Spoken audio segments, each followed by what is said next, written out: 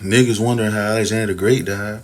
Man, if you sitting here getting knocked off your horse and getting hit in your chest and your motherfucking head with shields and arrows coming at you, cutting you, and swords hitting you and shit like that, man, I'm surprised a nigga lived as long as he did. You feel what I'm saying?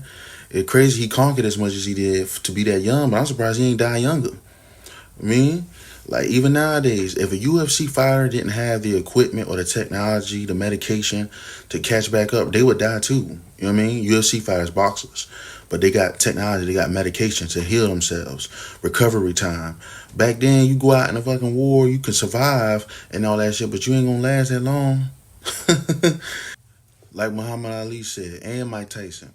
Bodies weren't meant to be beat up and bashed and battered. You understand what I'm talking about? You can strengthen it and you can mold yourself and to be a killing machine, a war machine, but it really wasn't meant to be that. It was meant to hunt, it was meant to farm, it was meant to, plant crops, stuff like that. It wasn't meant to be bashing each other and stabbing each other with goddamn weaponry and all that type of stuff.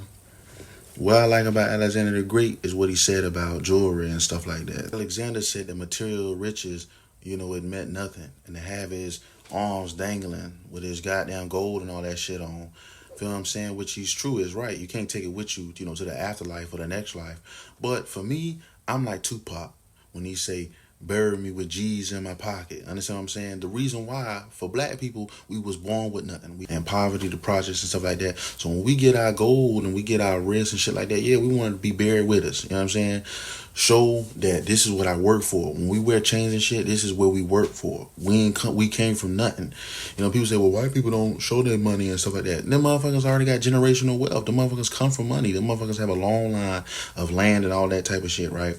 Or if they don't, they have connections to get to it quicker than us. You know what I'm saying? That's why I will rock my jewelry. And when I die, you could take the jewelry from out the casket. Everybody, you could take it out and sell it and do whatever you want to. I want to be buried with it, or I want to be showcased with it before I get buried. And you could take it out the casket. You could take it out from the surrounding area, right? And you could sell it. You could wear it. You could do whatever you want to do it. You know what I'm saying? That's going to be my purpose. And don't worry about my kids. And say, well, why you don't get to your kid? My kid's going to be straight. I'll make sure I make enough money that my kids be straight. I make sure all my kids is mine. I don't want none of my kids, to be not mine and just get some money to somebody I don't fucking know. You understand what I'm talking about? I want to stay in the family, man. That's part of generational wealth. And they're going to be straight, you feel what I mean? And I'm going to give them confidence, my boys and my girls, to give them confidence, because the world going to tear you down. The world going to tear you down. Other races going to tear you down. But your daddy, he going to tell you how it is and how to go. And for me to do that, I got to get this money and get these riches. You understand what I'm talking about? And you see me rising fast. I be DMing, messaging hoes. They don't be responding. They be looking at my page. That's all right, man, because I'm going to be number one stunner.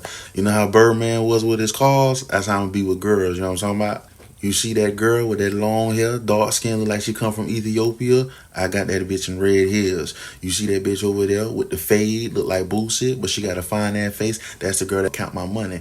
I call her little mama because she my second mama. And you see that white hoe and that Asian hoe? I got them hoes in Bentleys. You see that bitch over there that's black, look Latina? I got that hoe sucking my meat. And then I got a girl at the house, pretty brown thing, that's my main wife, my main thing. Understand what I'm saying? Number one stunner. Ain't a nigga can see me with these bad hoes. I'm gonna have so many bad hoes like King Solomon. Understand what I'm talking about? How that nigga stunt with them calls, I'm gonna have to stump them hoes, Another thing, kids immortalize you. Children of tomorrow immortalize you forever. I seen Arlenstein talking about he likes to write to kids 7 through 12. And he said, why? He said, because that's the last time I'm going to be able to get their attention and get their pure, imagination, pure heart, whatever the case may be. And I've been peeped this. Women will buy your merchandise. They're the ones that cash out to go see your concerts, to buy your shirts and stuff like that.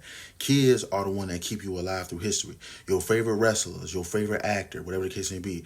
It be from the 80s when your dad used to watch Rambo and Sylvester Stallone and all them and Hulk Hogan and all them. When they grow up, they show their sons, they show their daughters. Oh, this is who I used to watch. And you see the crazy, Michael Jackson, all that. Kids keep you alive. When they grow up, they share your stuff, you know what I mean? So if you can tailor make your content for kids, if you can do it for both. For example, I'm going to show you Bernie Mac. Bernie Mac is one of the funniest comedians. He has great stand-up. He's in movies and all that type of stuff. But you know what really immortalized Bernie Mac? The Bernie Mac show. The Bernie Mac show is a family friendly show that we used to watch as kids, you know what I'm saying? And that immortalized Bernie Mac. A lot of kids grew up on Bernie Mac because of the show. Feel what I'm saying? Because Bernie Mac is really grown people stuff, grown people comedy.